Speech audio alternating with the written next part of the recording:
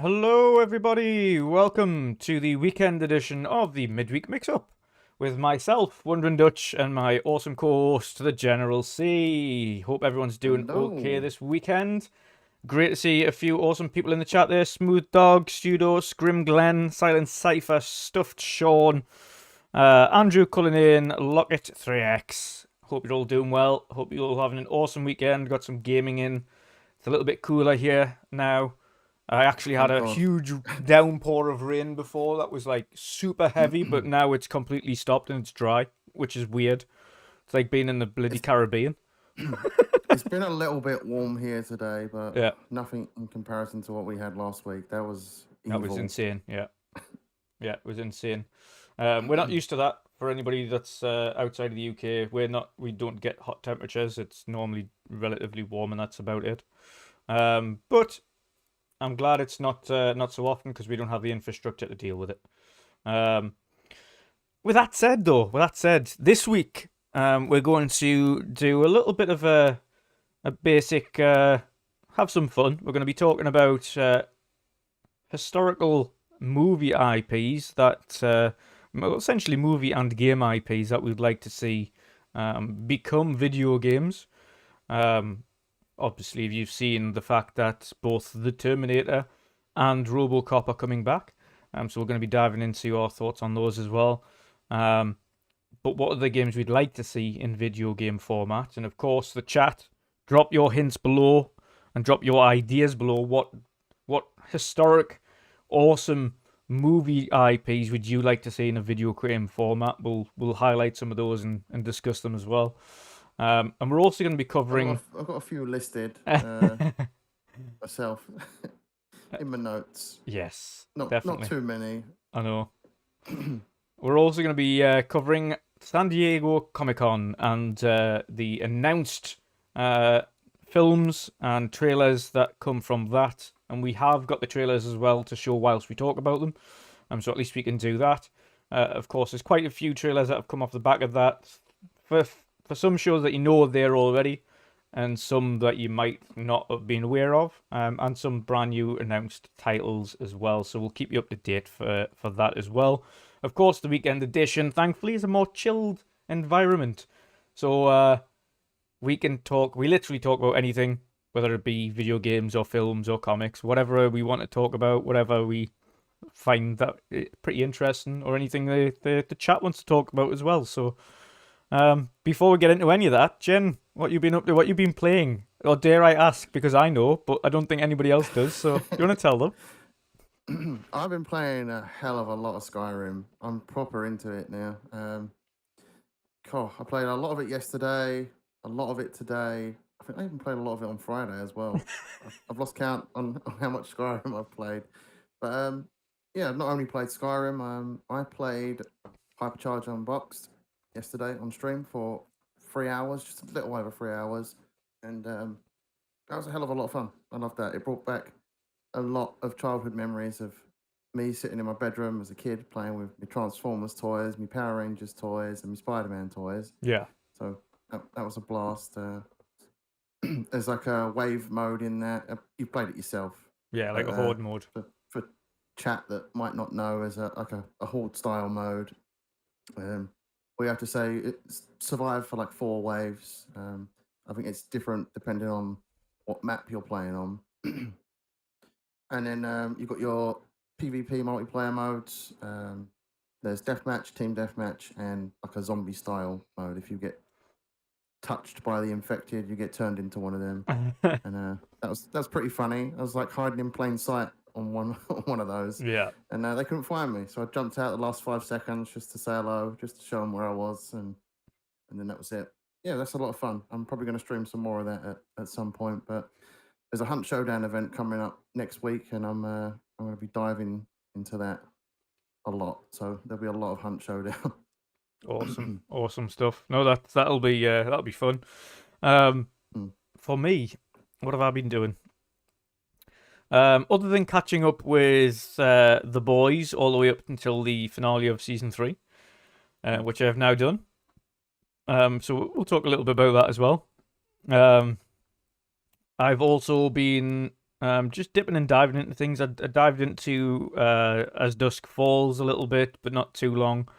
But I'm going to play a little bit more of that before Wednesday's episode, because we're going to have a kind of a more in-depth discussion about As Dusk Falls and things on that show. What else have I been playing? I played a bit of Age of Empires 4 with Archie. You still need to download that, by the way. I do, yeah. I'm just adjusting my camera. Age 4 with Archie, we played a few offline games versus the hardest difficulty AI, and then an online game where we got our arse handed to it. But the opponents online in Age 4 are no joke. They know what they're doing. It's the people that play online on Age generally know what they're doing. They're generally people that are pretty competitive at it and very quick speed builders, should we say? I wouldn't even know where to begin. I'd be sitting there like, what am I doing? I'll be asking you and Boxenberger. Boxy's good. Boxy tells you. Boxy kind of coaches you all the way through. It's great. He's like, this is what you need to do to get this up quicker, and this is how you should focus. And you need this many people doing this thing, and this many people doing this thing. And if you do that, you'll get your economy up quicker. And yeah, he's like an Age of Empires coach. It's great.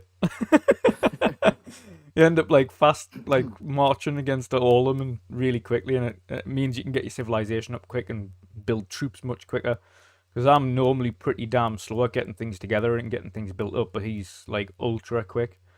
But apparently it's about just getting as many villagers kind of up and doing things as quickly as possible. Not wasting resources on building unnecessary things that you don't need too early and things like that. So, but it's awesome. It is a lot to learn, a lot to get to grips with when especially if you haven't played it for a while.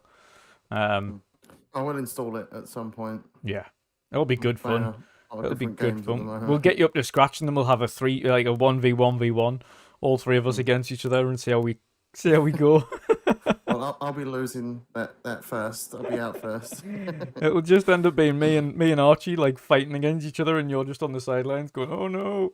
Like, I'll just be a spectator at that point. Just waiting for one of us to die, and then picking off the loser. But no, that's been awesome. What else have I been playing? I jumped on the newest map of PUBG earlier on today as well, because PUBG have launched their latest update, which turns the Xbox Series S version to 1080-60 with an enhanced anti-aliasing and a brand new, one of their largest maps now with a big cityscape in there and loads of random places to go to. It is by far, I think, from a populace and a cover perspective of where you can run to, where you can hide, where you can dive behind to get cover. The kind of different biomes they've got in there, like I said, the big cityscape that you'd expect to see in the likes of Battlefield, etc. That new map on PUBG is probably one of the better ones they've created, if not the best one they've created. So I'll be looking forward to jumping into that as on multiplayer. Maybe he's with Pat, because Pat's just jumped into chat there as well. So, and yourself? I can't remember if I've still got it installed, or I might have to reinstall it. Yeah, I'll be up for jumping on that.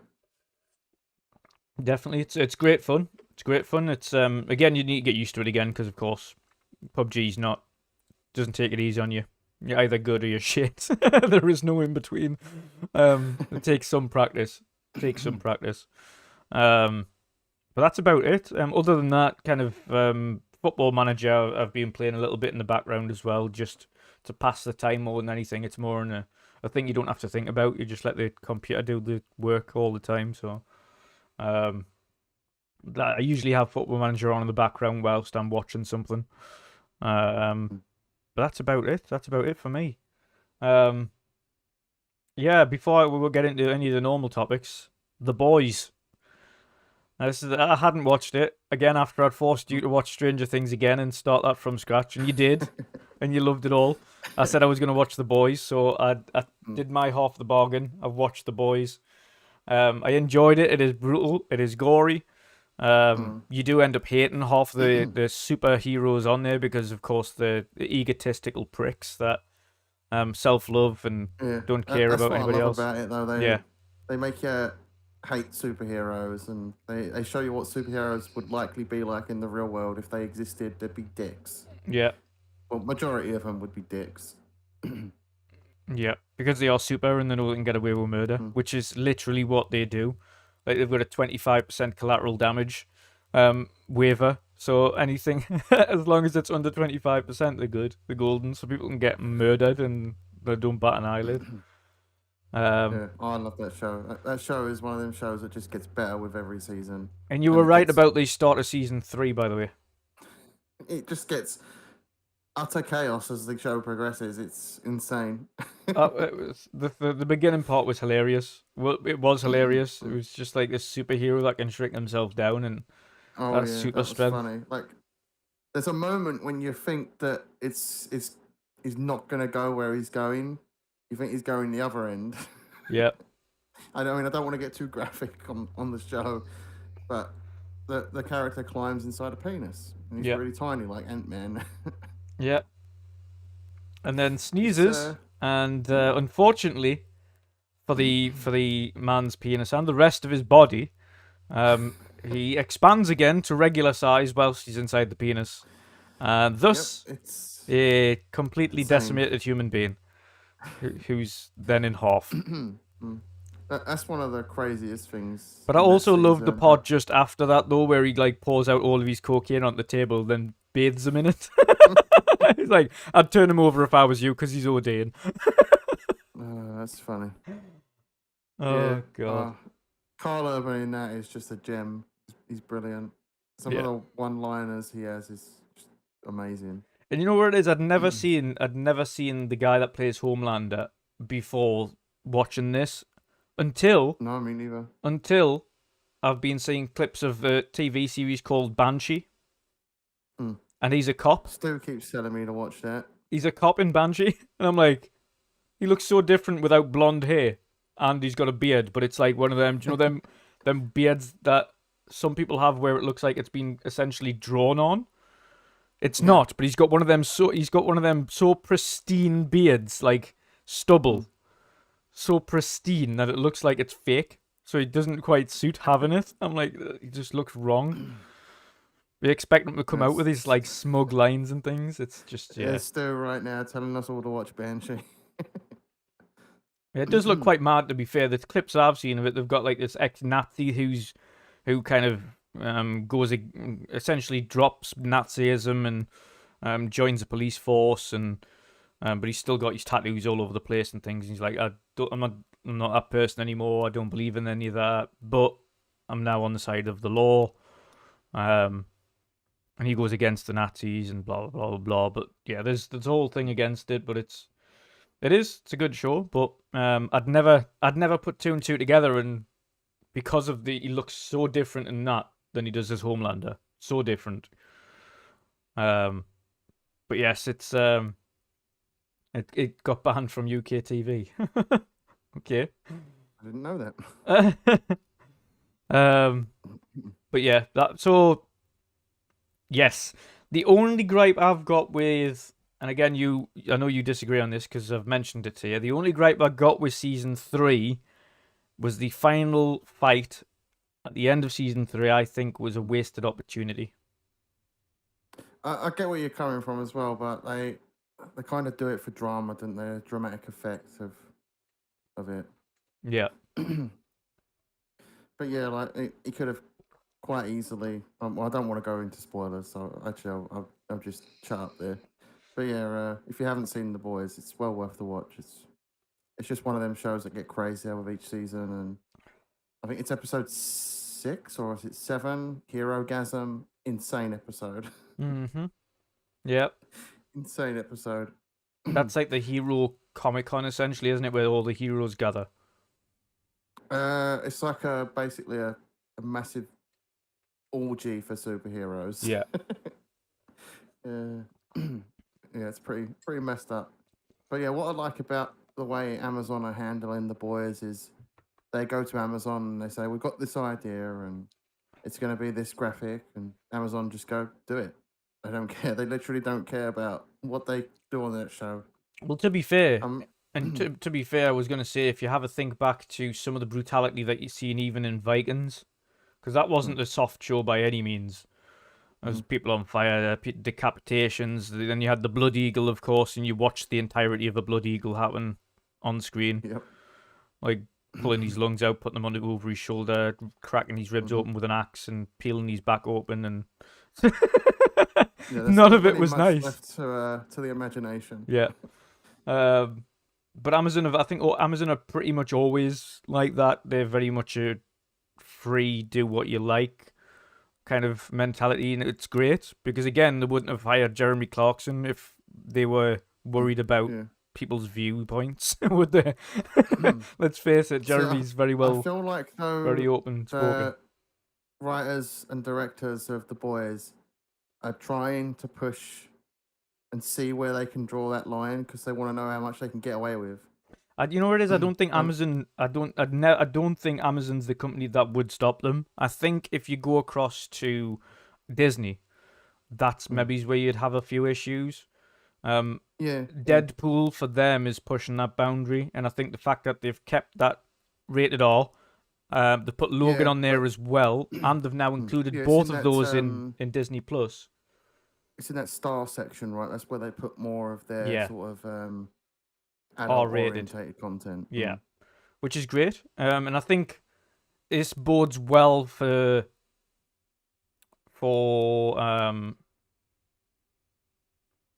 what was I going to say, for Deadpool 3 remaining off. Well, they've actually brought on Ryan Reynolds' production company for Deadpool 3, so great. They want him to go more hands-on with Deadpool and let him do what he wants with Deadpool. Great. Good news. I like that. That's good. Disney need to do more of that with their other Marvel properties. What I'd like to see is adult variants of the Marvel IP where there is brutality, and I understand they need a wider audience, so they need to have kids watching Marvel because Marvel toys and etc. etc. I understand that point because it's a business, so they need to have it open to all ages, but they need to have a certain segment where it is a bit more brutal. They can't do a Punisher and expect that to be PG-13. Yeah, I don't think Blade's going to be PG-13. I don't think it's been noted as PG-13. I don't think they've noted it as anything yet. I think that'll be maybe a 17 or something, or an 8 or 16. I think that'll be somewhere between maybe a 15. Maybe it's a 15 plus. Or, yeah. Yeah. Possibly, yeah. I think they will have blood in it. I think it depends on the level of brutality. But if you think back, you've even got to think back though to what Blade was originally, and then compare it against the stuff that we have now. So if you have a think of the likes of Deadpool or the likes of The Boys, etc., they are like top of your gore scale when it comes to like anti-heroes. And I think Blade will kind of fit in between the Marvel IP and the Deadpool, where it'll have blood and it'll have like chopping and things like that, and you'll see limbs come off, but I don't think it'll be like fully like squirting all over the screen and like, you know what I mean? I don't think it'll be to the extent Have you seen Doctor Strange in the Multiverse of Madness yet? Yeah. I think it'll be to that level of graphicness where it's like, you know, quick cuts. What I'm talking about. Yeah. Like that, yeah. Nothing's really left too much to the imagination. You basically see what's going to happen before it's going to happen, and they just sort of snap away from it. Yeah. But there is a few brutal moments in there, and I think that's to the level of the degree I think Blade will go. Maybe a little bit more if they can push it. I think the quick cuts, so you'll see things. You'll probably, because there is sections like again in Multiverse of Madness where it rips a head off, but it's that quick. Unless you go afterwards and then pause it in that section, you don't realize the head's been ripped off entirely. Really, you're gonna see it and it's whoop gone. But then you see like head snapped off and ripped off and all that malark, and you don't really see it. You do, but you don't. There's a part where a specific character has their head sort of imploded, and that's pretty graphic there. And you know where it is? They show that most in its entirety. I was going to say, you know what it is as well, though? Like, you have to also... Disney now have to have a look at the likes of Stranger Things, who in Season 4 hold no bars. Like people are broken into bits like pretzels. They are snapped in all different directions, eyes gouged out, like legs snapped and lying on the floor and just decimated, absolutely decimated. And kids watch that all over the world. Kids are watching that and they love that. And it's not because it's gory, because of course, no doubt there's going to be kids that are having nightmares, etc. But it is. There's a reason why it is the most popular show in the world, and it has gore, Most kids and are it going to watch has it anyway. yeah. We all grew up watching Of horror course we movies did. as Of course, we're kids, going to find a way to and do they it. terrified us, but we still watched them. Yeah, we're going to find a way to do it.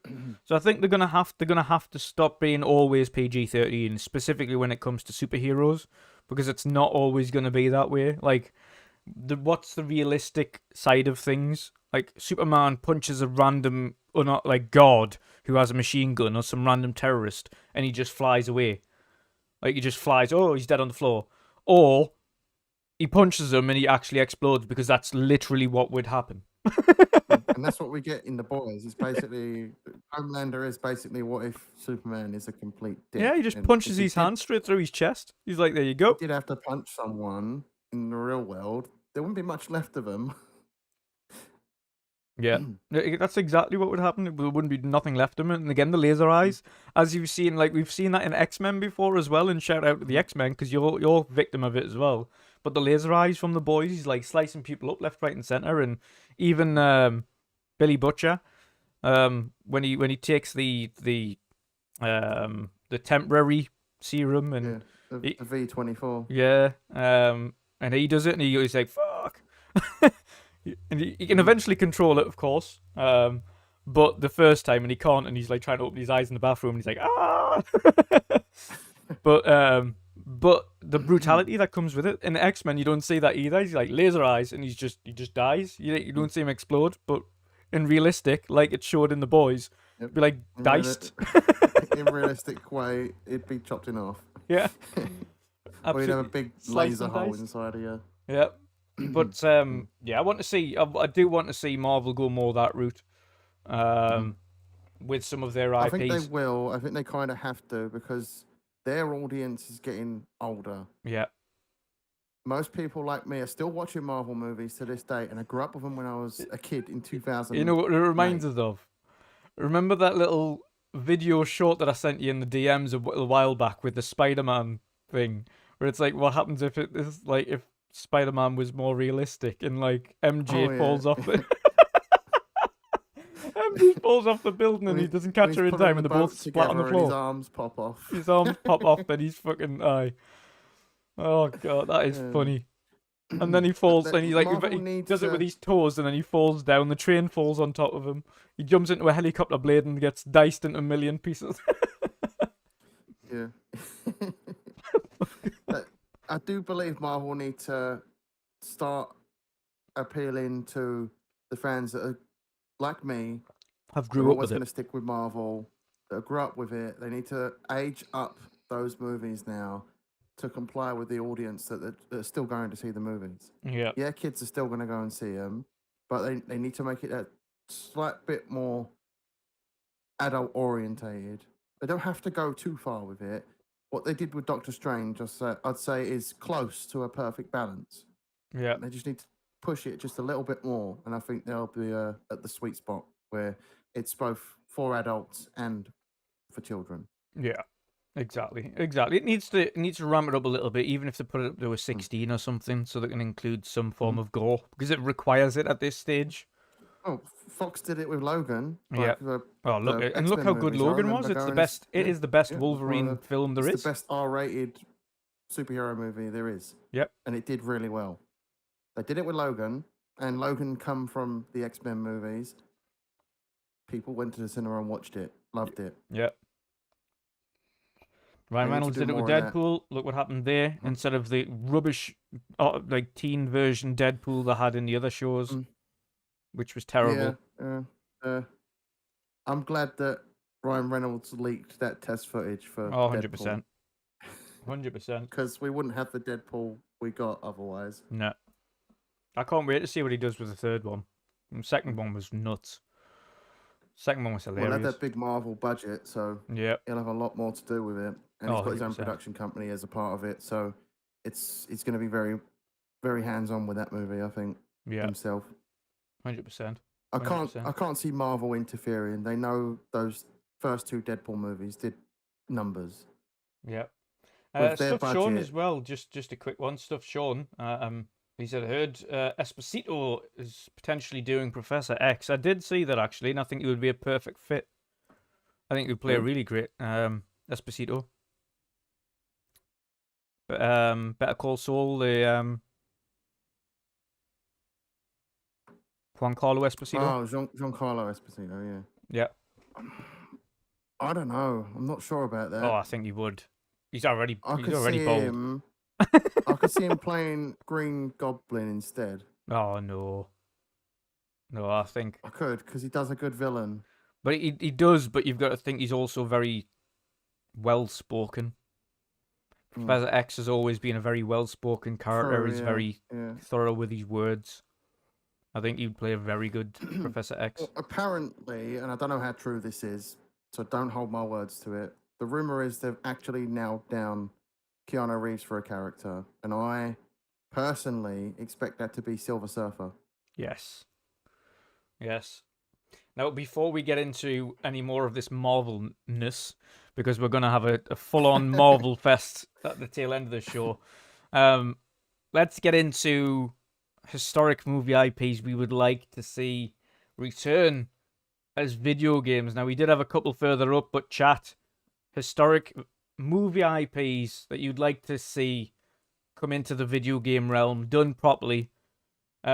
Added points, a particular studio you might have in mind to create that particular IP as well. We had a couple going up, and I wanted to see if I can find them there. Is that more at the start? Oh yes. So Grim Glenn said this one's easy for me: Nightmare on Elm Street, Halloween, and The Thing. I think The Thing would be absolutely perfect. The Thing would be glorious. Imagine that Did as they do a Thing game before? I can't remember. I'm not I think they sure. tried to, right? Maybe It I was think they on might have original tried to, but Xbox. it was that long ago. It didn't obviously hit the notes, but I think if you have a think of technically what The Thing is, and if you do it to more of a Dead Spacey vibe, like Callisto Protocol, for instance, but The Thing, where you don't know you don't know who's that could infected, play, yeah. I think that could play better as an Among Us style game. like a where multiplayer. It's a multiplayer. I don't know. It could be 8 people, and one of those people is infected, and everyone's got to find that out. That'd be awesome. Yeah. And there is a story that you have to do, but and again, it's just some random person on there none of you are infected at the start, but there is something that happens within just doing your tasks to complete the game. That's a good point. Maybe like the game starts as no one's infected, and then like the thing that infects you is just random AI created. Yep. Just a moving random around on mouse its or a own, dog or a and cat then or it picks something. its target. Yeah. Yep. Yeah, that could be an interesting game. I think that would Yeah, play like really well. Grim as Glenn an said Among that Us as well. type He game. said, yeah, like it's scripted to is the thing, which always annoyed me. Exactly. So if you don't have it scripted, so if it was a case of you're trying to play the campaign, you're trying to get the end and finish the research or whatever you're doing, and you've located something but you don't know what it is, and you need to try and find out what it is, and then you're going around day-to-day tasks, and just one of your crew out of nowhere becomes infected, but you've all been given the heads up anyway before the game. If you become infected, you don't tell anybody that you're infected, or you don't tell anybody what's happened. You've got to keep it to yourself, etc., and you kind of go forward from there. So it does make it a bit more intense. So just don't tell anybody and keep working through it. A bit like Among Us, of course, when you murder someone, you don't tell anybody and you try to blame it on somebody else. Essentially, that happens in the film anyway, because it's like, I'm not infected, and they have that test thing, and they put the thing in to see if it reacts. It's like, we'll go for it, and then and then eventually the guy in the chair starts changing. That always reminds me of that one South Park episode where they pulled that thing sort of gag. But yeah, it's such a great film, by the way. The follow up that came after it wasn't as good. The remake of it wasn't as good. but the original, it's stood the test of time. Even now, it's brilliant. And granted, of course, CGI's got a lot better, and animatronics and things have got much better over the years. But it's still, in terms of what a horror movie is, like a horror thriller, it's ultimately stands the test of time. I think it would make an absolutely awesome, as Jen said, a more of a multiplayer game. I think that would be brilliant. Yeah, I think that would be really interesting to see it as an Among Us style multiplayer game. He also said Nightmare on Elm Street and Halloween. Now I don't know who would create those. I don't know like what kind of games they would be either. Like, would you be someone escaping those where it would be more like of an Outlast game? Or would you be Freddy and Jason? That's that's a hard one to think about, really. It's a hard one. Like, which way, Grim Glenn, in your opinion, which way would you like to see those games go? Would you like to be Freddy and Jason in those games, or would you prefer it to be the person that's trying to escape Freddy and Jason and try to solve and figure out what kills them? I think that's the two-headed thing as well. Or would you have, or would ultimately, and it's money is no object, you have two campaigns for each, one where you are the killer and the other one where you're the escapee, and they play entirely different. Because one thing we don't want to do with specifically with those IPs, yeah, see, so he'd say Halloween, I'd go multiplayer like Friday the 13th. I'm thinking how that would be done though. It'd all have to be like in a dream sequence with Freddy Krueger. Yeah, but imagine that though, like in a dream sequence, like your main objective as a character is to not fall asleep, so all you can do is try and stay awake. You're just running around picking up loads of energy drinks and just throwing them down your throat. Just going out for a jog. Caffeine pills. Yeah, I'm just going out for a jog. Forever. Yeah, I don't know how that would work. That's a hard one. What other ideas then? What others? Oh, there we go. So, Stuffed Sean said Point Break by Ray.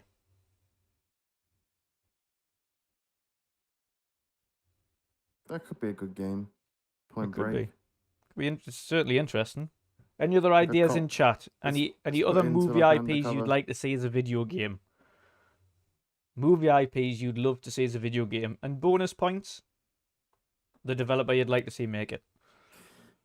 Jen, let's have one of yours whilst we're waiting for the chat.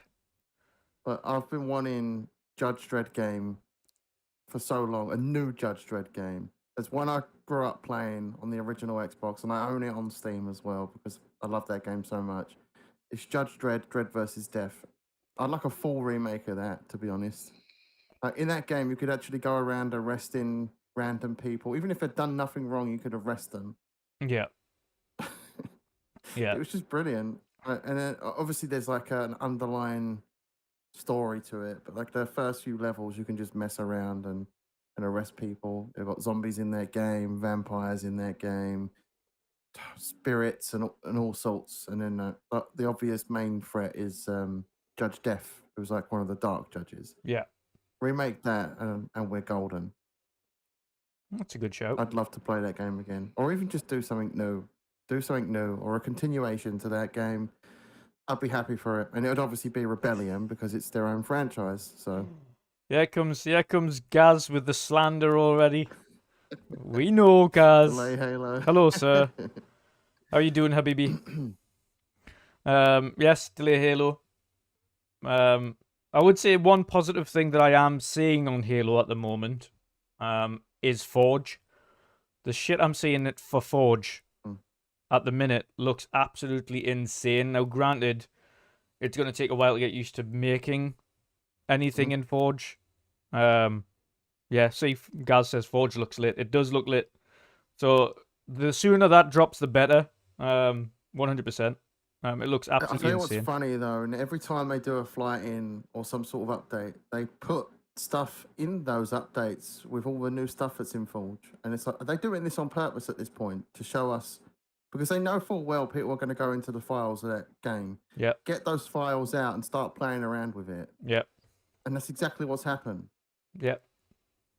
So yeah, I'm really looking forward to Forge. I can't wait to see what the entire side of Forge community does. Yeah. 'Cause When we all know Forge Halo. when Forge drops, I'm gonna give it like a month, and then I'm gonna go in, gonna download a whole load of community made stuff from Forge. We're gonna have a funny old time on multiplayer again.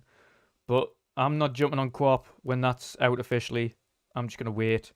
Forge is I'm the not only bothered thing that's about really going to co-op. drop me back in. Thankfully, with Forge, then the whole content thing becomes a case of hurry your arse up and bring some new maps. Until then, you're goddamn lucky that the community has Forge now to pick up and clean up your mess. Yeah, I can't wait to see what that side of the community does because there's specifically just a side of Forge community that really only play Forge and make maps on Forge. Yeah. It's going to be amazing to see what they cook up with all these tools that we're seeing in the game. Some of the scalable things that you can do in that game. I've seen it. Like I've seen someone shrink a tiny. Giant. I'd seen someone shrink a rocket hog, where the vehicle was just the tiniest little micro machine, but the rocket was still huge. That's funny. We've got another one in chat again from Grim Glenn. There, he said the Punisher that plays a bit like Max Payne, with Tom Jane returning to voice. I'd like to see that. I've always said a Punisher game could be really good. And I wouldn't be bothered if it was Thomas Jane returning or they got John Bernthal who played Punisher in the Netflix show. Yeah. There is actually rumours that he's coming back as Punisher in a TV show. We'll get to that later when we cover the Marvel stuff. Yeah. That would be awesome. What other IPs have you got? I just want to see a good fucking Transformers game. Is that too much to ask? a really good one. Yeah. Yeah, really good one. I don't know why somebody hasn't got on that yet. It's not really a movie IP. There's movies, there's comics, there's TV shows. But I just want a good Transformers game. As good as it was when we got War for Cybertron and Fall of Cybertron. Those games were brilliant. And we haven't had a good Transformers game since then. They've tried, but they've been meh. Yeah. Now, I would echo Grim Glenn and say, scrap your Punisher. Give me a John Wick in a Max Payne mechanics. I have that written down myself, John Wick. I want the John Wick game to tell before he was retired. Yes, So yes. John Wick Chapter His origin 0, story. do that. His origin story. John Wick Chapter 0. Tell the story of John Wick before he became. Well, retired. tell me the story of that impossible mission they sent him on that he shouldn't have been able to complete, yet did. And you better let me kill Peter with a bloody pencil. Yep. Because that's all I want to do in that game is kill Peter with a bloody pencil. Speaking of John Wick as well, later on I do have the new John Wick trailer up there. It looks absolutely awesome. So Can't wait for the John Wick 4. But we'll get into that as well. But yes, John Wick game would be absolutely awesome. I've always John Wick Chapter 0, do it. Yeah. Make it happen. Yeah. I've always said this as well. But I've been saying this for years, and this is more on the demise of the likes of Call of Duty and Battlefield and everybody who I feel haven't done the time justice, or should I say the era justice, or the war itself. But I feel like, and this is just on the back of multiple series, if you have a think of the likes of Saving Private Ryan, if you have a think of the likes of The Pacific, if you have a think of Band of Brothers, if you have a think of all those series and the stories of the actual stories of these troops and the actual difficulties and how brutal war was, there is absolutely no video game that has been created that actually showed the brutality of the Second World War and what went through it in, should we say, an actual first-person campaign, an actual single-player campain, like properly done, where it's a fully fledged story. None of this like over-the-top Call of Duty stuff where like, oh, plane crashes over here, plane blows up here, train derails, all this stuff in a matter of because that's not what happened. Like an actual video game that Yeah, shows the we full don't need brutality. Michael Bay the game. Yeah, yeah, exactly. Because it wasn't like that. It was absolutely brutal. You need full environmental decimation. You need trench warfare where it's absolutely brutal and you've literally got X amount of magazines and you're having to shout out for a medic for one of the guys there, or it's just something that really depicts the true brutality of that war and doesn't, should we say, Opening glorify moments it? of Saving Private Ryan when they're getting blown to shit and you're seeing soldiers pick up their own arms and limbs and And shit. guts hanging out and Yeah. like pouring onto the floor and That's things. the And sort of shit we need for a World War game. And what yeah, because if you have a look, like think of the Call of Duties and everything across those lines, they always kind of romanticize World War and like you're this hero within like 3 missions, and realistically, Yeah, they tried to make World War look cool, but it wasn't. It was horrific. yeah, it was brutal, horrific. insane. And People just getting blown up the into thing chunks. is the actual stories that came off the back of those the actual realistic stories that happened in the war were actually far more poignant and far more heroic than any of the fake stories that any of these franchises have created. Like, some of them were absolutely bonkers. Like, you've seen some of them in Band of Brothers, for instance, with some of the captains, and these people, some of them are still alive today, who ran out in the middle of a battlefield literally through enemy fire, across the other end, managed to link up with another battalion that was completely surrounded over there. The Germans, for some reason, didn't shoot at him because he thought he was fucking nuts. And the guy managed to get all the way over there, link up with that battalion, and run all the way back without getting shot. Like, that's the kind of wild shit that actually happened. No, it wasn't like Michael Bay. This is just some people that have got used to it, and there was some really poignant stories, some really poignant ones. And I think this should really, if there was, I don't even know what developer would be able to pull it off. And realistically, it would be, if you think of all the studios that could potentially pull off a game like that, it would be a kind of a mix between Ninja Theory for their audio and their technology, and the way that they kind of think about the kind of 3D audio that goes around and this shit that's booting off left, right, and center. Because realistically, for a World War game, you need 3D audio like on point. You need things that are whizzing over your head and bullets whizzing past your head, bombs explosions and behind shrapnel you, and things all blowing up sorts. left, right, and center. You need like people screaming and like in absolute agony. Because that's another thing you don't get in any of the war games, is no one's screaming in absolute agony, and that is literally what war is. Like, the vast majority of the time, people are walking around with missing a limb, or they're lying on the floor with their guts hanging out. Like, it's brutal. And the fact that people You got see to it the in end of Saving it. Private Ryan. There's like that soldier in the beginning who's walking around looking for his arm on the battlefield, and he picks it up. Yeah, and you recognize it from his wristwatch. He's like, "Oh, that's mine," and then just walks on. It's like, what the fuck? But that shit happened. Like, there was so much shit like that. But that's ideally what I'd like to see. Probably the storytelling from the likes of, I say storytelling, but even if they go off Darren E. Ambrose, any of his books, because he's got a multitude of books that are told by the people. This is Darren E. Ambrose is the guy that wrote Band of Brothers, wrote the Mighty Eighth, wrote The Pacific, and a multitude of World War II books that were based on actual accounts from soldiers in World War II. Like, these are real things. So if they took any of Darren E. Ambrose's work, collaborated with him on some of the stories, and adapted that into a video game as an actual like a single player campaign in World War II, with the likes of Naughty Dog driving the story and the facial animations and all that stuff, and if you had the audio tech from the likes of Ninja Theory, etc., and the visual tech from, let's say, I would even say the Coalition, because the Coalition are absolutely top of their tree when it comes to Unreal Engine. I think they could make a good World War shooter. 100%. It could be far better done. Now, unfortunately, the best we've got now, the best World War simulations we've got now are actually multiplayer games. And they're on PC. They're not on console. and they're brutal. They're fully tactical games. They're one-shot kills.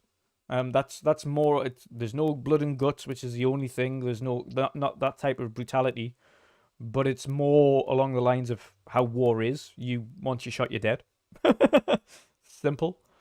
And that's really what I'll be looking for in a World War game. What other IPs have you got down there? I have Re-Enter the Matrix. Oh, That's what I've titled it. I want a new Matrix game because Enter the Matrix was brilliant. yeah. One of the best Matrix games they made. There were some other ones that weren't so good, but I'd like to see some sort of sequel to that or just a new Matrix game. Or Re-Enter the Matrix. Oh, that'd be Like good. bullet time. Like, Well, obviously you 100% need bullet time, to in which Max case then Payne. it's Yeah. Max Payne. Yeah. Again, Yeah. we're going all this. We've got John Wick and Max Payne. We've got Punisher and Max Payne. We've got. I definitely want to see another Matrix game. I mean, we had the tease there with the that Matrix experience thing in Unreal Engine 5. Yeah. It wasn't really a Matrix game. Can't really say it's a Matrix game. Yeah. It was more of just a test of what the engine can do. Yeah. So there's teases there that people obviously want to make a Matrix game. Yeah. So make it happen. Call it Re-Enter the Matrix, and I'll buy it. We've got another 2 in the chat as well. Waterworld, the game. I've never seen that movie. I have. It's an oldie. Grim Glenn, how old are you? Waterworld's an old one. It is a good game. It would be interesting to do, because that's again like a post-apocalyptic world where the entire planet's been flooded. I've got like sea forts and things like that, and that's where people live. That'd be an interesting world to have. It would be it's essentially Mad Max, but not in the desert, in water, which is even crazier. That's a good shout as well. Another Mad Max game could be good. Yeah, I think the last one was good. I think if they did go down another one, Waterworld in a Mad Max kind of environment would be awesome, because again, that's essentially what Waterworld is. It's like Mad Max, but out at sea instead of in the desert. And then Stuff Sean says Blade by Arcane. I don't know. I think Blade would work. I don't know if it's a first-person shooter. I'm not sure about that. I think I'd prefer it to be a third-person game if it was a Blade game. Arcane are more known for their first-person. I'm sure they could learn. Well, possibly it could happen. It could happen, but it's a good shout anyway. It's a good shout. Certainly, I'd I love think to see a Moon Knight video a game. Moon Knight one. Or a Loki video game. Yeah, that would be good That'd as be well. awesome. That would be good. Any other shouts from the chat, Mr. Joanna Dark? Welcome, sir. Our question to the chat as well, Mr. Joanna Dark, is any movie IP you would like to see as a video game, and bonus points, the studio you'd like to create it. I've got another one. Go on. Kill Bill. I don't know if there's ever been a Kill Bill game. There hasn't. But I'd love to see it. There hasn't. That'd be good. It would have to be in that kind of Tarantino-esque art style as well, though. Oh, hell yeah, definitely.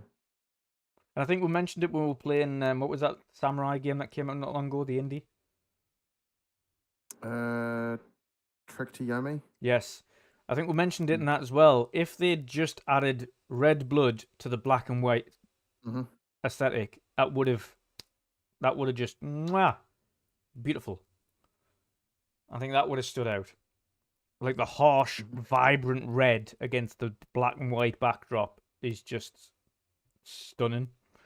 But I think that's the kind of thing you need in a Kill Bill. What was the other one actually? There was another film. What's everyone's thoughts on a Highlander game? I don't know. There can be only one. Because then I would go down the route of I would rather have a good Viking game, and by good Viking game I don't mean a Valhalla, or I don't mean a Valhalla or a God of War, because they're good Norse games, but they're not great Viking games. Ideally for me, if I was going to go into, because we've seen a lot of the Norsemen, we've seen Vikings, the TV series, we've seen Vikings Valhalla, like the actual world that you could create in that, I think could be a lot better. And to be honest, I would go down that route as a character creator for create your own Viking. Do you want him to be this big lumbering berserker? You can add the kind of beard you've got, the type of hairstyle you've got on. You start from the bottom of the ranks. You try to fight yourself up as essentially the king of your area. You kind of conquer, you go against, you start exploring, you go wider. But there's a story to it. So there's ultimately a story of whether or not it's one of revenge, which usually what happened in the Viking world initially was it's all revenge tales. But so much you could do in that world, so much if it was done correctly. And again, I would have it as it would have to be a third person game again, a third person action adventure game, single player, not multiplayer, single player. Yeah, that could be good. Any others? Mr. Joanna Doc. He said, I would love Machine Games to make a Captain America game and make him fight and him fighting Hydra. I could see that, but again, do Machine Games typically do third-person games? Because I think that would be better as a third-person game. Yeah. It would, a lot of these would as well. Another one I've got as well. Iron Man. Why is there not a decent Iron Man game? I could say the same about why isn't there a decent Superman game? I would agree with that. I think Superman especially Superman, is just one of them impossible characters to do. Because how do you do Superman grounded on Earth and make him not be OP? Yeah. Every character you'd have to fight would either have kryptonite or magic abilities because they're Superman's two weaknesses. Yeah. It's a good show. It's a good show. Speaking of which, the IPs that we are getting at the moment, of course, are a return for RoboCop, which actually looks pretty cool so far. I've got to say, it does look very interesting. I'm glad they've got the original actor back to do RoboCop himself, which is even better. Yeah, it's definitely piqued my interest. I'm still going to wait for a bit more gameplay though, because it's interested me more than Terminator. Questionable. Yeah, I mean we didn't see much of that Terminator. It was more of a snippet, so that's further out than yeah. I can't even think straight. Yeah, further out than RoboCop. Yeah. I'm looking for a list of action films, like classic action films. Oh, you know what would be cool? As more of a it would be a single player game, but it would be really cool to do a kind of story based on it or a game based on it. Last Action Hero. Last Action Hero is such a cool friggin' film. I think anybody who's watched it. I can't remember if I've seen it, to be honest. Arnold Schwarzenegger. He's in the movies. He's an action hero in his films, but I can't remember it. He's an action hero in the films, and the kid gets his golden ticket, and all of a sudden the film comes through the screen, and Arnie's in two places at once. He's both in the film, and then he's in the real world, and he doesn't understand that he's in the real world, and he thinks he's still a cop in this film all the way through. But then the bad guy follows him through from the film. I don't remember that. Oh, you need to watch it. Last Action Hero is absolutely awesome. I know it's cheesy, and I know there's just recently been a game for it, but I want a proper Starship Troopers game. A proper. I mean, they kind of did it. First or third person shooter. First or third person, I'd be fine with. Because they're always like base defending games, the ones that come out, and like that's not what we want from Starship Troopers. That's not what I want. Exactly, it's not what I want for Starship Troopers, and I love that franchise. And even though it is cheesy. Though that would be absolutely perfect for. Not only would it be perfect for a Starship Troopers regular campaign, but imagine even the horde mode in that, where you're like stranded in this base out in the middle of nowhere, and you're like, right, you're gonna get the defenses up quickly. Coming at you, thousands and millions of bugs. Yeah. I mean, they kind of. There was a Japanese game called Earth's Defense Force, and that was like bugs and all that, Yeah, ants and stuff. That's the closest we got to a proper Starship Troopers game. yeah, the closest we've got. Mm. Um, I'd love a Starship Troopers game. It'd be brilliant. Bring back the actors who voice the characters as well, and make it happen. I don't even know how to pronounce that, but Joanna Dark says CD Projekt Red to make a Johnny Mnemonic. Is that mnemonic? I don't know what that is. Yep, Marion, a John Wick game would be dope. We just talked about that just a minute ago. Yeah. I said John Wick Chapter 0 set before he retires, or even at the beginning of his journey as an assassin. Grim Glenn says a good point as well. Starship Troopers would work so well, but you'd need a good dev. Otherwise, you'd end up with Aliens Fireteam.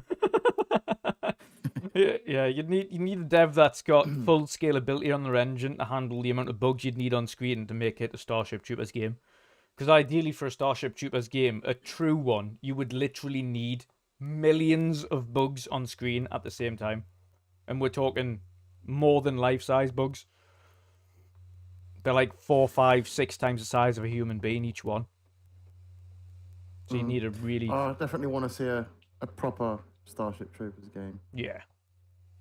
100%. It would be a horde game, essentially, but I would take that. That would be so much fun, and you've got waves. And then eventually you've got them big plasma bugs that fire these huge cannons out their arse at you. And you've got, like, the fire bugs and the winged bugs, and... There's so many things they can implement into it that would make it so much tougher. Flying away with people, that'd be awesome. Yeah. And you'd have to, every now and again, you'd have the ability to call in an airstrike and wipe a load of them out with napalm. And yeah, it would be awesome. It would be awesome. Have you ever seen the movie Leon the Professional? No. It's he's an assassin in it. It's a French guy. I can never remember his name. It's got Natalie Portman in it. Right. She's a kid though in that. Great movie, but I'd love to see a game based around that character before that movie, because I think that would be a great game. Bit Hitman style, I'd say. Could be. Yeah. Yeah. What about a Rambo game? We've had a bad one. I think a Rambo game as a survival game could be good.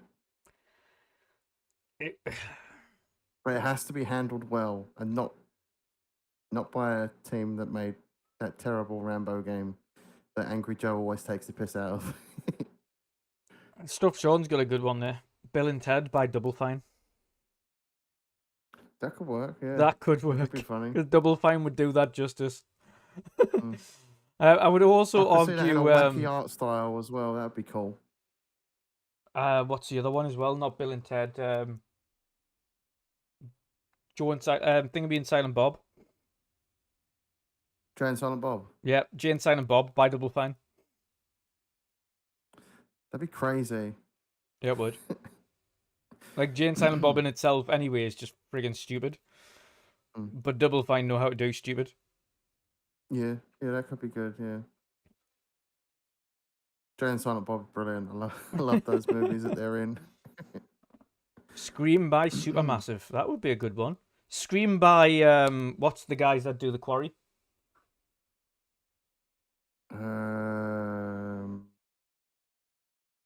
Is it Quantic Dream? Not too sure. Is it Quantic Dream? No, Quarry's. I don't think it's Quantic Dream. The same guys that do Until Dawn. Scream, but in an that's what I would. I think Scream in an Until Dawn type game would work beautifully. Oh yeah, Scream by Supermassive Games who did The Quarry. That would be an awesome shout. Yeah, 100%. Oh, it is Supermassive Games, yeah. I was like, huh? So I was, yeah. So we're on the same lines, thank God. Yeah, that would be insane. Scream in that setting would be perfect. Mwah, that would be chef's kiss. Just imagine, because they're gory as shit anyway, and Scream games are so gory. And like running along the corridors, and you don't hit the friggin' QTE in time, and that's it. Character's dead. Perfect. You Yeah. remember the Jason Statham movies, Crank and Crank Yes. 2? Yes. Make that as a game. That'd be insane. Yeah. What was it? The Jason Statham films he did? Transporter? Transporter. That could be Dude, a good Transporter would shout. be an absolutely awesome shout. Because that's a mixture of both. That's a mixture of fighting and driving. Yeah, yeah. I'd like to see that. Definitely. I So could be many here all ideas. day looking through lists. So many Beverly ideas. Hills Cop. No, definitely not. May I'm as well go joking. Baywatch for doing that. Baywatch the game. Make it happen. Oh, David dear me. Hasselhoff returns. Oh, God. No, awesome. We've had some really great shouts, actually. Really great shouts. I think we'll dive into some Marvel and DC goodness and a few of the other discussions now. So, of course, for those who weren't aware, or I would imagine a lot of people are anyway, this week we have SDCC, San Diego Comic Con 2022. On the back of that, of course, we get a lot of announcements for upcoming TV series, upcoming films, comics, you name it, or animated series, etc. So there's quite a few that have been announced, quite a few that we'll get into. We do have some trailers to go along with it. So with this discussion, we will flip over to some trailers. So, Jen, a lot has been announced at Oh yes, a SDCC. lot of Marvel stuff. We'll So, get into so for Marvel nerds like me, it's a wet dream. yeah, we're gonna get into the Marvel discussions first. Now, the first one you'll see on screen there is the trailer for the new Black Panther: Wakanda Forever. It's So this is a hard one for me because without Chadwick Boseman. yeah, without Chadwick Boseman, I feel like this film's going to be hard to watch because he's not going to be there. Yeah, I mean, it was devastating when we all learned that he'd passed, and the fact that he'd went been through all of it shooting with all the cancer. movies. Exactly, yeah, with cancer. It's just testament to his character. Yeah, And what he believed in it's as a well, hard because one we've for got to me. think This as well, film. he was believing in the fact that he was essentially the first person of color in as a superhero, as we say, the mainline superhero, the iconic person, the standout poster boy superhero, not a backup character, not some Oh yeah, stand-in the he's background. bloody brilliant actor as well, Chadwick Boseman. Yeah. So it meant a lot to I think him. this film does look really good though. This Black Panther film. It It's does. setting up a big Marvel character in Prince Namor. Pretty much Aquaman. He is. He's Marvel's answer to Aquaman. Yeah. It doesn't look comic accurate. There's reasons why they've had to change him because they don't want him to look too similar to Aquaman. Like the Yeah. way Aquaman is in the movies isn't what Aquaman looks like in the comics. Aquaman actually has short blonde hair in the comics, and it's Prince Namor in Marvel that has the longer sort of hair, but his hair's tied up in a ponytail. Yeah. So I can see why they've made major changes there Yeah. to differentiate from Aquaman. I think it looks really good though. It does look really good, but I just think it's going to be a hard one to watch without Chadwick Boseman there. Well, 100%. 100%. The next one they spoke about there, the one that I'm unsure of still, and it's She-Hulk. Yeah, I'm still not feeling It's the a CG. series. Thankfully, it's a not series. great. It isn't a film like Black Panther. It's a series, so they're testing the waters, see what they can do with it. But it does bring back a few characters that have been missing into the Marvel universe. One of which is Daredevil. Daredevil makes his initial return in She-Hulk. You'll see it in this trailer. Yeah. Right towards the end of the trailer. But yeah, I'm not so sold on the CG of this. It's I'm not weird either. because I think the Hulk looks way better in the movies. Yeah. He looks a little bit too cartoony in this. that's kind of a big issue when you're Marvel Studios. You're a multi-billion-dollar earning company. Yeah, and You I don't know can't put what the they're extra trying to budget do in. there as well. In I don't know what they're trying to do in there as well in breaking the fourth wall. If you watch the trailer as well, there's a section where she's like, "Oh, blah blah blah blah," and then they both look at the camera. I'm like, "Why did you do that? Like, this isn't the Yeah, type that's a of bit film that breaks the Deadpool. fourth wall." Yeah, it's a bit Deadpool, and it felt out of place. But I don't know Yeah, if that's something that happens in the comics because I'm sure they do it with some characters other than Deadpool, where they break the fourth wall and they start actually talking to the viewer or the reader. But yeah, it's odd. I mean, it looks good, but the CG is a little bit of a problem for a multi-billion-dollar company as well. You'd expect more to be put in CG. Like, look at Stranger Things.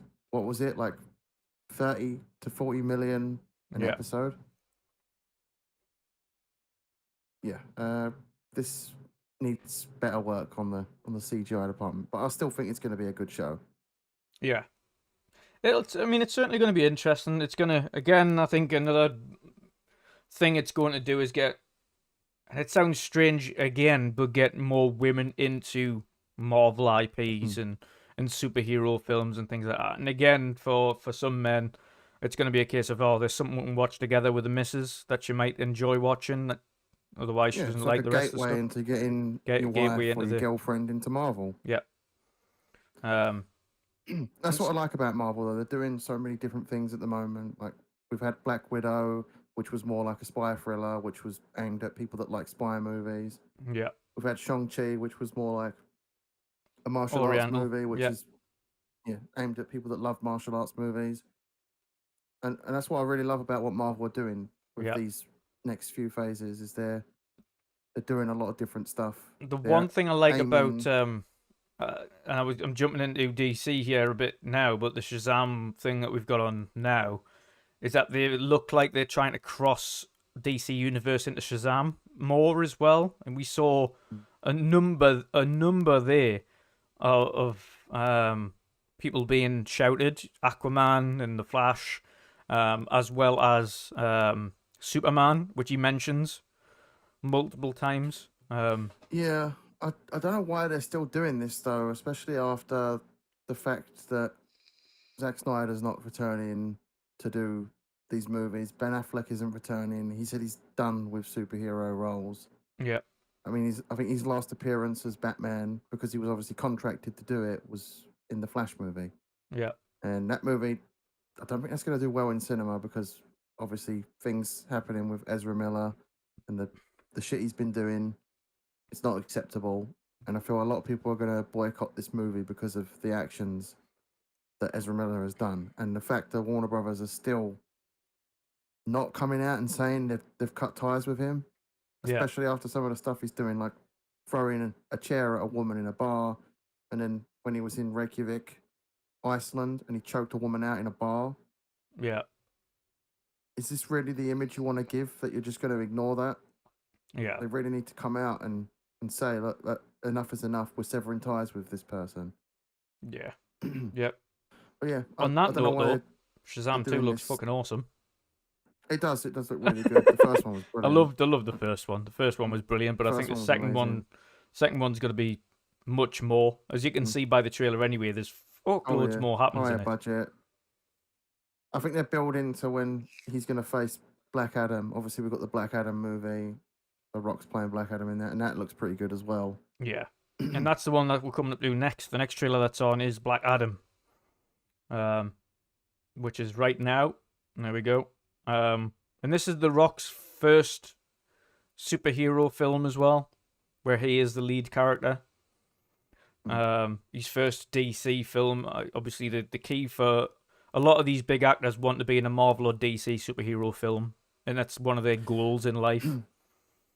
And Yeah, I for mean, what Rock I to be love Black about The Adam, I Rock think, here, though, is yeah, he wanted to do this movie years ago, but yeah, he didn't think he was in in with a chance. any way, shape, or form as an actor to get it done. And he's been trying to get this made for 10 years, so you can see that he's put a lot of work into it, and he's put a lot of work into his acting as well. Yeah, And it's paid off. He's got to play the character he's always wanted to play. I'm looking forward to seeing it. The funny thing is, though, is every time I see that lightning bolt on his chest, I just think of Shazam. Well, they both get their powers from the same place. They Yeah. both shout Shazam and get their powers from the same gods. Which is funny. But no, that actually looks awesome. I'm really looking forward to seeing both Shazam and Black Adam. Another one that you might This is have a trailer missed, I haven't got a chance to see yet. the Sandman. Sandman. Yes. Intriguing. I wasn't aware of it, but it is a new Netflix series by DC, The Sandman. A lot of people are very looking forward to it. It's a dreamscape film, been essentially. done by Neil Gaiman, so Yeah. it's going to be pretty good. He's wrote other things. I'm pretty sure he's got an involvement with that show American Gods. Mm-hmm. Yeah. It certainly looks interesting.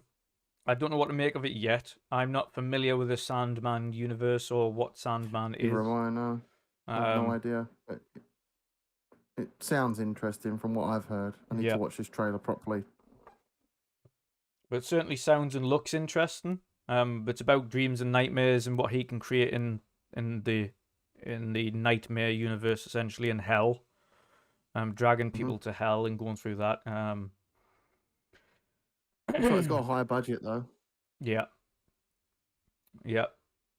But it's certainly very interesting. While this is on, we'll kind of go over a few of the other things that were kind of announced there by Marvel. So, of course, Black Panther and She-Hulk wrap up Phase 4 of Marvel. Marvel have announced that they have categorized phases 1 to 3 as the Infinity Saga and phases 4 to 6 as the Multiverse Saga. Disney has also again has its D23 event in September, so there'll be more announcements there regarding Marvel IPs. Phase 5 titles that were also announced include Ant-Man and the Wasp, Quantumania, Secret Invasion. And that kickstarts Phase 5. Yeah, kickstarts Phase 5. Secret Invasion, Guardians of the Galaxy Volume 3, Echo, and Loki Season 2, which comes out next year. They also include The Marvels, which is, of course, Captain Marvel and Miss Marvel. Miss Marvel, yeah.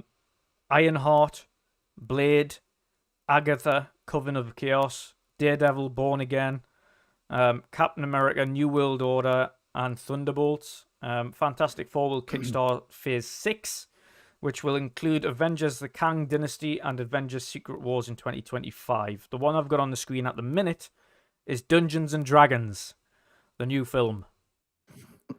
I haven't seen this trailer yet either. I need to see this trailer. Yes. Good actors they've got in it, to be fair. It'll be interesting to see how they pull this off and whether or not it is good. I hope it's good. But with a lot of these IPs, it can go literally either way. I think we saw World of Warcraft did okay. Monster Hunter did pretty good. World of Warcraft, I think it's going to have enough people that play World of Warcraft that's going to go and see Dungeons and Dragons. Or even the Dungeons and Dragons fans that want to go and see this.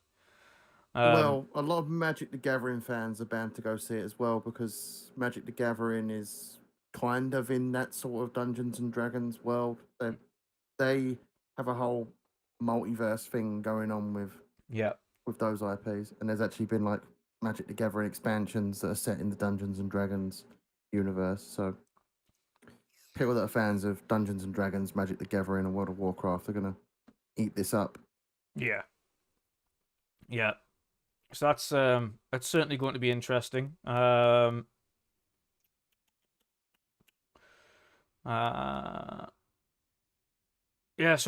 following the merger between Warner Bros. And Discovery, fans are also expecting Henry Cavill to make an appearance and clear the air on a potential Black Adam versus Superman fight. Unfortunately, that didn't happen. It would be interesting. Rumors and speculation again. Yeah. I personally don't see Cavill coming back as Superman now.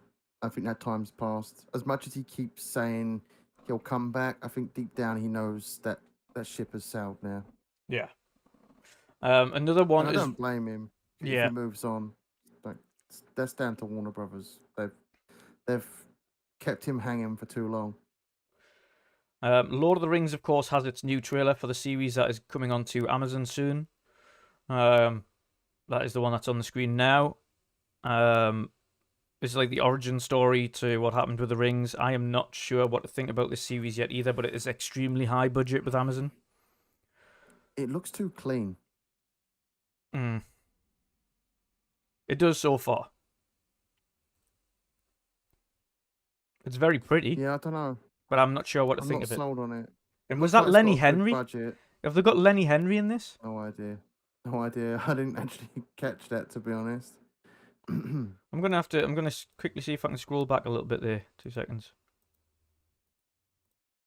I'm just gonna let this play out again for a second. You might see it Yeah, on I'm not screen, sold but on this though. I pretty saw the sure, previous pretty trailer sure I and- spot Lenny Henry. There, that's Lenny Henry. Is it? You'll see in a second. I've just paused it on screen for a second, and I'll let it play on. There. Oh, there it is. Did not expect to see Lenny Henry in it, but but yeah, it is again based on J.R.R. Tolkien's original works. We can only hope it's as good as the original Lord of the Rings trilogy in a series form. Whether or not it is another thing, because the series had some mega actors. Like the original trilogy of the Lord of the Rings had some huge actors in it. Huge actors. And that's it. I just think it feels too clean and pristine. It needs to have a bit more of a filter over it.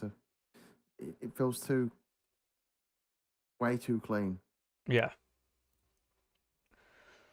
That's it. All we can do is wait and see. Wait and see what it's like. On DC. I'll probably end up watching it. But Oh yeah, I'll see what it's like. I'm gonna, like as always, you'll give it the first few episodes a go, see if you can get into it. If not, then that's it. Yeah, give it Unfortunately, the old college try. yeah. DC did not give any updates on Aquaman: The Lost Kingdom, Wonder Woman 3, Batman follow-up project, Batgirl, and Static Shock. Also, no updates They'll on save DC's that for trouble their, project with Flash.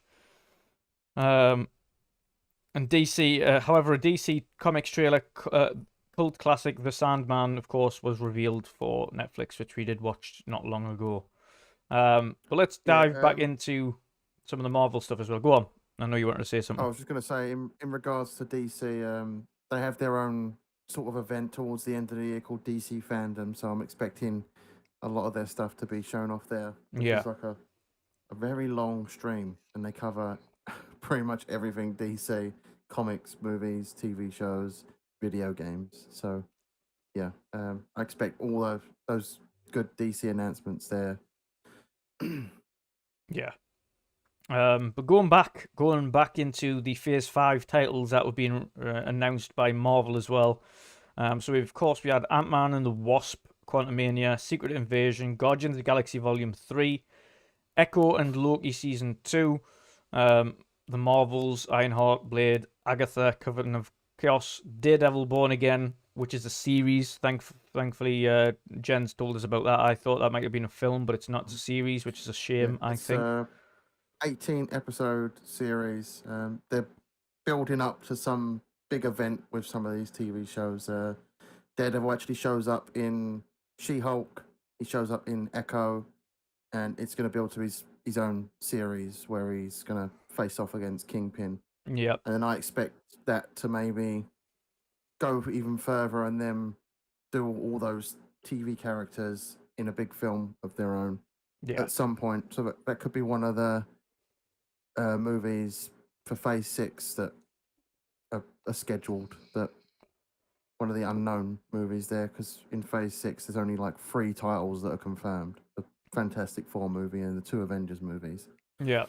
And there's a lot of empty room there with speculation on what those empty voids can be. Yeah. So I expect that to be the Defenders movie. They'll build up to that. then of course we had Captain America: New World Order, Thunderbolts, and then the big ones which come out. And I'm not going to say Fantastic Four because I defer the original rubbish, and I think this one's going to be no different. But then we get on to the two titans of all those, and that's of course getting back into the Avengers, the main sections there, and Kang Dynasty and Secret Wars, in 2025, where at least when that starts. But Kang Dynasty is going to be absolutely awesome. Kang is such a great villain, and I can't wait to see him get into it. I can't wait to see more of that. They've already sort of introduced Kang. If you've seen Loki, you have chat specifically. And I can't wait to see Loki plays him season 2 as well, just to see more of where that goes. Because of course, if you've seen Loki, you'll understand where Kang comes into it. Well, he is actually playing Kang the Conqueror in Ant-Man and the Wasp: Quantumania, so that's where he'll show up next. Another one that I'm looking forward to seeing more of as well is Guardians of the Galaxy Volume 3, and for a different reason. Because I think this is the first Guardians of the Galaxy that we'll see which starts with Thor. Obviously, Star is now with the Guardians. Obviously, if you've seen him in Love and Thunder, he's with the Guardians. I'm just looking forward to seeing how that progresses. I love the Guardians of the Galaxy and Thor's because they don't take themselves seriously. They never have. They're more of a fun film.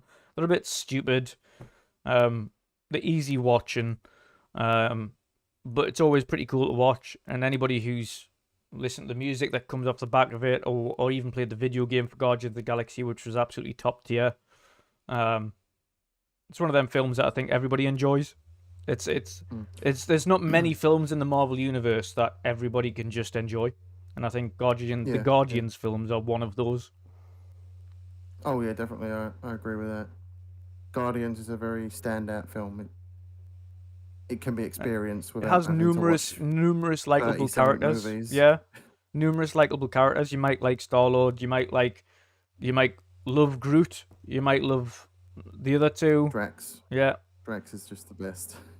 But yeah, it's awesome. I think that's going to be very good. But for me, the standout of all of that anyway is just Loki season 2 next year. Loki is one of my favorite. It is my favorite Marvel series, and one of my favorite series of all time. I just loved that. I just loved the way it was done.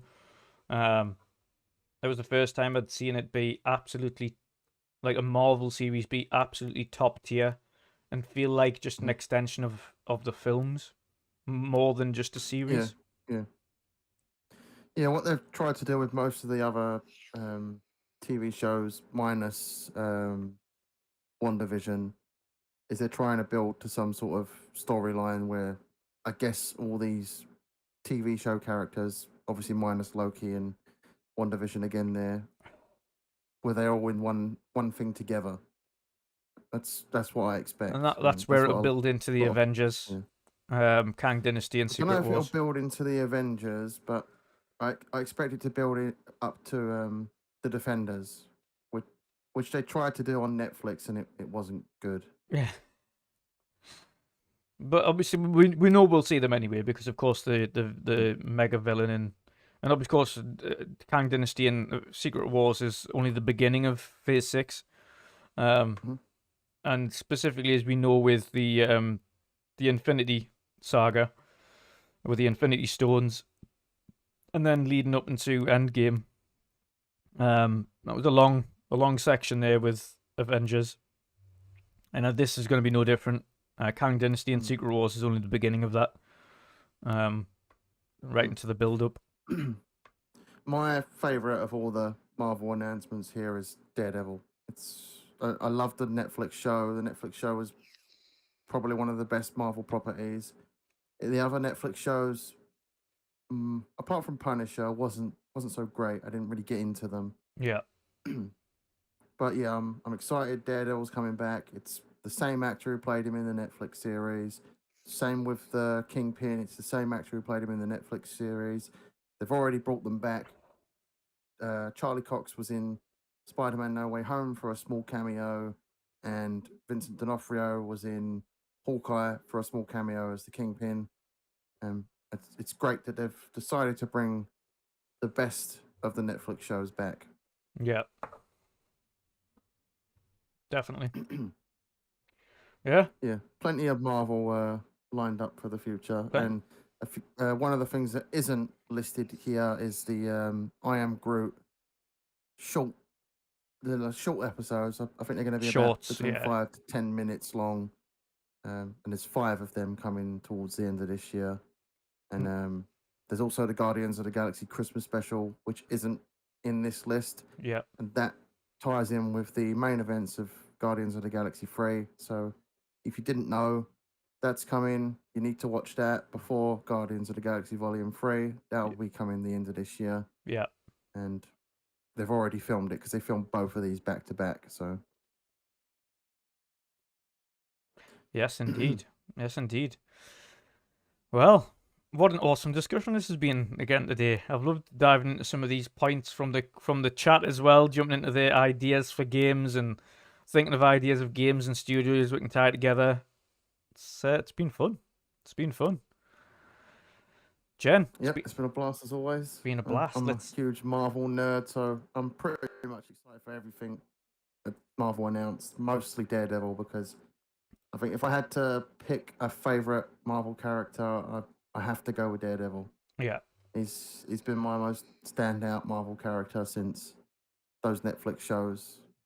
Actors in that show were great, and I'm glad they're coming back. So that makes me really happy. 100%, 100%. So Black Adam looks absolutely awesome. Shazam looks awesome, and it's coming out this year, which is great. I'm really looking forward to it. To be honest, I'm looking. There's a lot of good films to look forward to. A lot of good series to look forward to. So yeah, it's great few things. I'm interested to see how Rock performs in Black Adam, and for him, I hope it takes off and doesn't go down as one of those epic misses like a lot of these films have in the past. Well, he wants to eventually fight Superman, and he's probably the only one that can get Warner Brothers to bring Henry Cavill back for that. Maybe that can happen. Yeah, I'd like to see that. But there is one Marvel show I would like them to bring back, or Marvel character that I'd like to put in the MCU. That's the Punisher, because that was another great Netflix show. Yeah. John Bernthal, and that was brilliant. There is, and I take this with a pinch of salt, there is rumors that he's going to show up in that Thunderbolts series, but again, that could be false information. Yeah. We'll have to wait and see. I hope it's true, because the rumors that Daredevil were coming back, well, the leaks, they were all correct, and exactly the same with Echo, that he's showing up in Echo and he's showing up in She-Hulk, and that was leaked over a year ago. So yeah, I think it's the same leaker that's leaking that about Punisher coming back. Hopefully it's correct, but like I said, don't hold on to that too much, because it might not be. Yeah, that's fair. Absolutely fair. But Jen, chat, it's been an absolute blast again. Awesome weekend show. Again, nice little chilled out every weekend. We talk about anything from, as you've seen today, Comic-Con or films we've watched, series we've watched, The Boys, for instance, which we talked a little bit about earlier. Talked about video games. We talk about anything. Hope you enjoy this kind of show. Of course, we love doing it. It's a little bit more of a laid-back approach. We talk to you. We get a chance to talk to you guys a little bit more as well. So if you want to get involved in the show, please feel free to talk in the chat, because the weekend show allows us to kind of get more involved with yourselves. The midweek show is a little bit more hectic. It's a little bit more people in the chat. It's quite hard as well with a bigger panel to kind of get into it. But with me and Jen here, we can have these nice open discussions with the community. So it's an absolute blast. I hope you enjoy this kind of stuff. We certainly enjoy making it, because it's certainly more entertaining for us as well. Much easier to kind of just roll with the punches and discuss whatever we like. Yeah, and me just geeking out about Marvel stuff and DC stuff. Yeah. And of course, DC, I love it. I was going to say what you'll notice as well when these things start rolling out, we get a chance to watch them, and when the series happens week to week, we'll be talking about them. When Loki's on week to week, we'll be talking about the newest episodes. Well, kind of the couple of days after they've dropped, and we'll be discussing the episodes and what we think about them and little things we've picked up. I guess we'll be doing a similar thing like what we did with Halo. Yes. We watched the episodes and talked about it. Yeah. So we'll be doing that. Of course, this is what this weekend show is all about. It's anything and everything to do with being geeky, video games, comics, TV series, whatever it is. We'll discuss it, have some fun, have a nice laid back chat with you all. But I hope you've had an awesome time. We certainly have. Another shout before I go to the outros. As you might have noticed now on the if you're watching on a mobile app, or if you're watching on the PC, you won't notice it if it's on telly or a TV app. Is now the store, the merchandise store is linked directly to the channel. So if you're on the mobile app, you might see the little shopping handbag at the bottom left of the video. That'll give you the option to click on the merchandise that we've got, or merchandise for us that you've got. If you want to support us a little bit further, of course, any kind of things that come off the back of those merchandise goes directly back into the channel. And of course, you'll be repping ourselves with our awesome logos, as you see behind us there, the hoodie, which is available to purchase on there as well. But hope you've enjoyed it. Jen, let people know what you've got coming up. Again, you had an awesome stream yesterday with Hypercharge Unboxed, Hyperschlong Unlubed. Yeah, I actually titled the stream for that. Where's Andy's mum's toys at? Yeah, of course. So, that stream. Yeah, that was a good stream. That really stream was absolutely awesome. And again, if you want to see what the game's like and hear directly from the developers, we've got 2 back-to-backs essentially. So the middle of the week 2-year anniversary show we had this week had the developer on for Hypercharge Unbox, who talked everything from the video game itself to being a developer to the human side of development, and the plans for the future of Hypercharge Unbox. And then, of course, yesterday, which will still be up on his channel there as a video to watch. I've highlighted the entire VOD of Hypercharge Unboxed. It's 3 hours of gameplay, a play assortment of the modes. And it's there for your viewing pleasure if you want to watch that. And you can find that on my Twitch channel, that _general_C, and that's the same on Twitter as well. Yep. If you want to link that in the chat as well whilst we're going through it. But where else can people find you? Back to Alien Isolation tomorrow. I actually moved it from last Monday to Thursday, but I'm keeping it at Mondays because that's where it's supposed to be. Yeah. It was only because it was so hot and I couldn't. Couldn't bear it. So back to that tomorrow, and Tuesday back to playing Hunt Showdown. I think the events for Hunt Showdown starts towards the end of the week, so I'll be streaming a hell of a lot of Hunt Showdown over the next few weeks because this event actually lasts 2 months long. Expanded it from a couple of weeks, what they usually do with events. Yeah. It sounds like a pretty interesting event so far. So if you're wondering what Hunt Showdown's all about, you can catch me streaming that on Tuesdays, and Thursdays and Saturdays is when I usually stream that. But next Saturday, I'm actually streaming, I think it's called Boyfriend Dungeon, because I lost a bet. It's not going to be as bad as Peppa Pig, so you're all right. Boyfriend Dungeon's actually not that bad. It's a bit weird, but it's not that bad. Another bet to Tony, that was. Tony Akami. And I'm giving him a bet a month because I think it's funny. And if I lose that bet, I'll be playing something that I probably won't want to play. That's fair. Expect that to be a painful experience. Probably not as painful as Peppa Pig. Speaking of Peppa Pig, if you want to watch the full painful experience of me playing that, I've highlighted that entire VOD as well. Yeah. Yeah. Awesome stuff. Awesome stuff. And of course, in the chat there, Jen has linked his Twitch, so give him a follow there.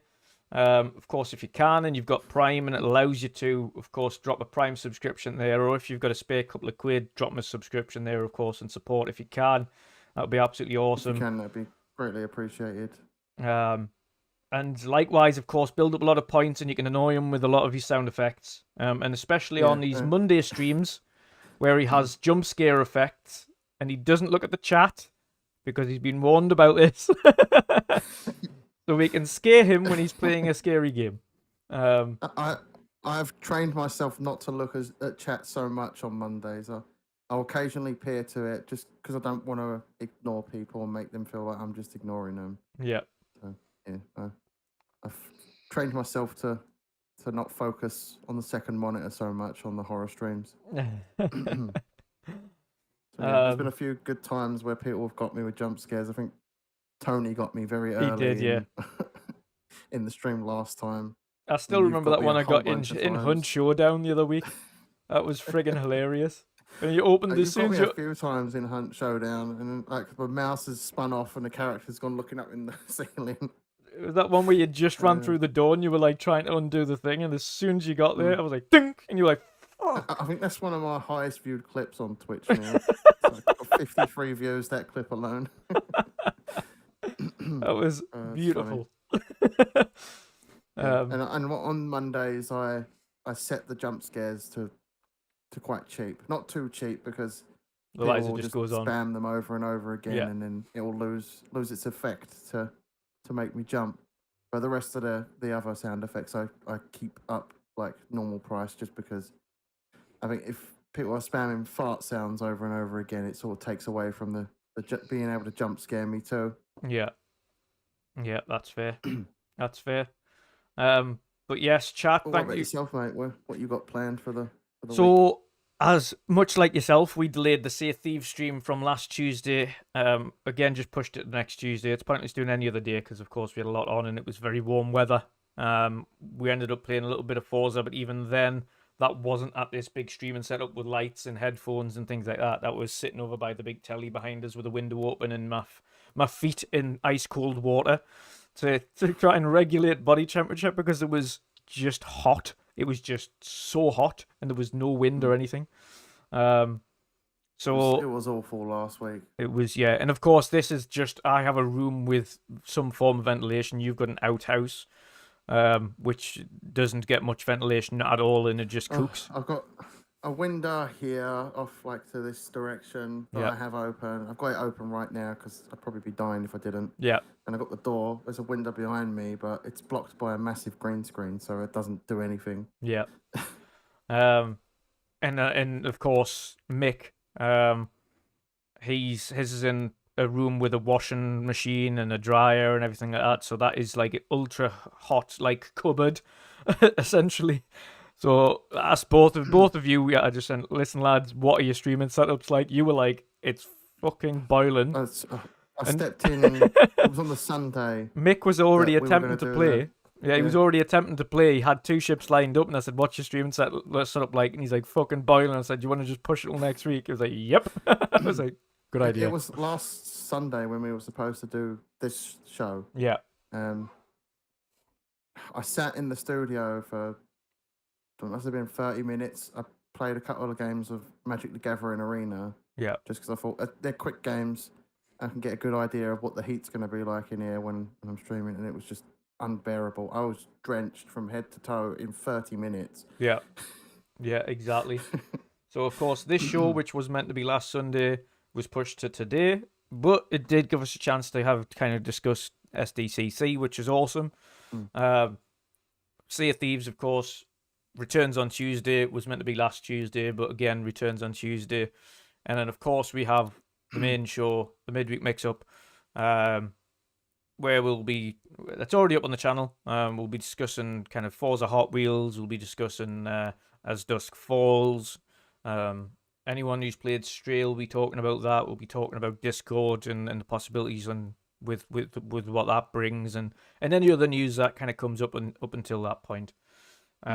Speaking of Sea of Thieves, it's going to be interesting to talk about Sea of Thieves Fest with Mick. Yes. He went to Sea of Thieves Fest, so that'll be and discussion. A great surprise for them as well was that pretty much the vast majority of the high up development team, including kind of studio heads, all went to Sea of Thieves Fest, which is a community created festival. It isn't organized by Sea of Thieves or Ray. It's created by the community and the developers. The main guys, the head honchos for Sea of Thieves and the development team actually took the time out of their lives to travel to Sea of Thieves Fest and spend time with the community, and hats off to them. That is the type of stuff that you don't see too often. It is when it's their own organised event, but it's not when it's something that's created completely by the community, and then they've just turned up to kind of show their support. So, yeah, hats off to Yeah, them. it's good stuff, that is. I'm glad that Mick went and enjoyed it. He is, of course, our resident Sea of Thieves know it all. He knows everything about that game. He loves it. Of course, we've learned to love it over the last few weeks that we've been doing this, months now that we've been doing the Sea of Thieves ones. I don't think I could play it more than once a week though, and yeah, I enjoy it in bite-sized chunks. It's a sweet spot for that game for me. Yeah, I enjoy it in bite-sized chunks. I think I'd probably get bored of it if I played it too much. Yeah, I don't know how Mick can. Well, then again, it's like Hunt Showdown for me. I can play that over and over again. Exactly. So it's Mick's Hunt Showdown. Yeah. But yeah, I've actually got a cool package coming next week. I believe you've seen it. It's the Shaun of the Dead frame. I have. Frame a game. I have. That looks absolutely awesome. I'm looking forward to hanging that up in the studio. Yes. And I want to highlight a couple of things as well. Of course, it was our 2-year anniversary this week. A massive shout out to the community for that, of course, for helping us get to where we are today. We've had a record-breaking year from last July to this July. To kind of put it into perspective, the last 365 days, we've had 122,737 views in the last year. That, of course, is and to kind of put it into a better perspective as well for you, our lifetime views now are at 150,000. So we only had 30,000 views in the first year, and in the second year we've had 122,000 views. That's done brilliant. 4 times the amount of views in the second year than we did in the first, which is absolutely insane. So we're at 150,000 views now for the channel. In terms of watch time as well, so over the last year, we've had 61,429 hours of watch time by the community, which is absolutely insane. Now, of course, to put it into perspective, to be monetized on YouTube, you only need 4,000 hours in 12 months. So to have 61,000 hours of watch time in the last year alone has been absolutely insane. And of course, lifetime, we've had 67,000 hours. So we had 6,000 in our first year, and in our second year, we've done 60,000. That is impressive. 10 times the amount of watch time by the community than we had in the first year, which is absolutely bonkers. Going back to subscribers as well, as a kind of bonus there. In the last year, we've gained 730 subscribers. Of course, our lifetime subscriptions now are sitting at 1,599. So just shy of that 1,600 mark, but every one of those means an absolute world to us. So thank you so much for all of your help, all of your support, all of your views, all of your time sitting here watching us blab on about video games and comics and TV shows and everything, and playing games, unboxings or whatever we've done that's made you subscribe. I hope you've enjoyed the ride so far. Am I usually once a stream bitch about Walking Dead? Yes. Yes, I almost forgot it. and to announce something, there's another Walking Dead show in the works. Yeah. Yes. Why? I know. And of course, on top of that, we have 15 awesome channel members who, of course, support us monthly every month. And of course, it helps us further in kind of spend towards this, of course, for what we do and what I use to create this show. There is a monthly cost to it. There is an outlay, whether it's for Adobe Premiere Plus, whether it's for using certain functions that I've got to run on OBS or StreamYard, anything in between. There is a monthly outlay, so everything that you give back to us to help support the stream goes back into the stream to just make it better. So every incremental change, every time we change the overlays or change the looks or add new intros, that's all of your money going and getting put to use, whether it's we're changing and adding sound effects or adding stream decks or new microphones or lighting, whatever it is, that's all thanks to you. So without yourself, we couldn't keep growing and keep providing better things. And of course, feedback from yourselves, from the community, and everybody in between that helped us get to where we are today is absolutely testament to our success. So thank you for the support, and thank you for helping us become as successful as we are now. And of course, hopefully this just continues, and by the end of the year we hit the goal of 2,000 subs, which is my ultimate at the beginning of the year. That's where I wanted to get to. We're just over halfway to that point now, to 2,000. If I can get there by Christmas, I'd be absolutely overjoyed and over the moon. But again, thank you to the community for everything you do for us. Hope you enjoy it. I love getting the messages from yourselves as well, of support and how we've helped yourselves, and every one of those messages means the world to us. Of course, we didn't realize how much we would have an effect on certain people, on certain mental health problems they might have, or just getting them to break away from certain things, the stresses that they have in their day-to-days, and being able to relax and listen to us. Us little shits talk about video games every week would take you away from those daily stresses and support you. So I have to say, being on this show has been great for my mental health, and I've talked about my mental health struggles with you behind the scenes, and when I first showed up on the podcast, I was afraid to be on camera, and now I'm on camera all the time. I'm on the camera all the time on my own stream as well, and a lot of that I owe to you and letting me come on this podcast and being a part of this podcast, and the chat as well for being so welcoming. I appreciate everything that the chat does, and the support that they bring to my Twitch as well is I can't even explain it. It's amazing.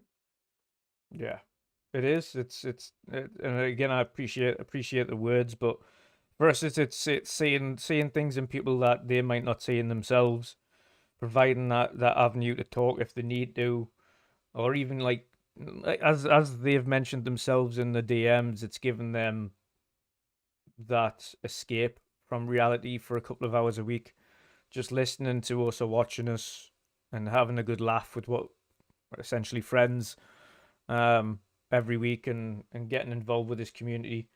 And that's what it is. It's providing everyone a big digital family that can be part of, and of course, hopefully in the future, being able to see some of you guys in person at certain events, whether it be gaming events in the UK or over in America or in Europe, whatever it is. Yeah, it is heartwarming to know that we do help and touch a lot of people in the right ways, and support them in certain things. And of course, those are the types of things that kind of just powers us to keep going and creating content every week. And even when news is dry, and trust me, when news is bone dry, sometimes you just think, what's the point this week? But then I also think there's a lot of people that are sitting there just waiting for that escape. So no matter how dry that news is, I feel like I've got a duty to my community to create that show that they'll enjoy and be able to escape to every week. So I'll always, regardless of how dry the news is, try and be that escape for everybody that they need. So thanks to everyone once again. Hope you enjoy the remainder of your Sundays, whatever it is. For those of you in the US, enjoy the rest of your day. You've got a whole day essentially ahead of you for some of the early birds over there. Some of the later on ones, enjoy the rest of your afternoon. And of course, to those in Europe and the UK, enjoy the rest of your evening. Hope you get a little bit more game time in before you have to settle in for work again next week. But until then, guys, thank you once more. Have an awesome evening, and see you all again on Tuesday. Good night. See you later, chat. Take care.